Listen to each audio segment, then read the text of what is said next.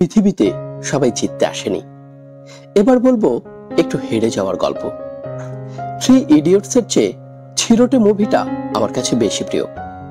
কারণ three idiots আপনাকে বলবে তুমিও জিতবে, কিন্তু ছিরোটে মুভিটা আপনাকে বলবে তুমি হারবে, তারপরেও তুমি বেঁচে থাকবে। জীবনের কাছে হেরে গেলাম লিখে রাজশাহী বিশ্ববিদ্যালয়ের সোহাগ ছেলেটা মরে গেল।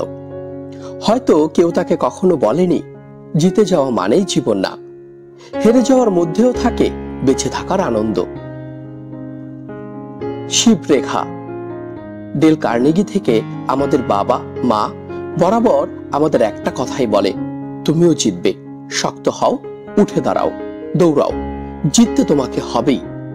কিন্তু কেউ কখনো বলে না তুমিও হারবে, তুমিও তো রক্ত মাংসেরই মানুষ, তোমারও ক্লান্ত লাগবে, একটু বসো।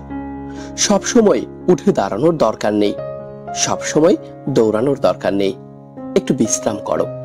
অনেকক্ষণ তো শক্ত থেকেছ, এবার একটু নরম হও। কেউ বলে না, না কেউই বলে না সোহাগের মতো ছেলে মেয়েগুলো ঝুলে পড়ে, কেউ টাকার জন্য, কেউ ক্যারিয়ারের জন্য, কেউ রেজাল্ট বা সিজির জন্য, কেউ বা একটুখানি ভালোবাসার জন্য। হেলাল হাফিজ এক বুক কষ্ট নিয়ে লিখেছিলেন, কেউ বলেনি। ক্লান্ত পথিক দুপুর রোদে গাছের নিচে একটু বসে জিরিয়ে নাও।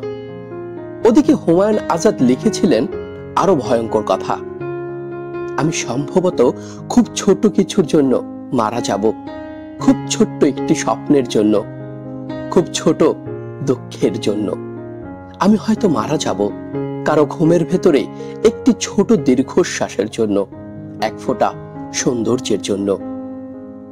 মা বাবা, শিক্ষক, অভিভাবক, বন্ধু, সমাজ, পৃথিবী, আমাদের সবার কাছে আমার একটাই অনুরোধ, জিতে যাওয়ার মোটিভেশন দিন, সমস্যা নেই, কিন্তু হেরে যাওয়াদের কথাও একটু বলুন।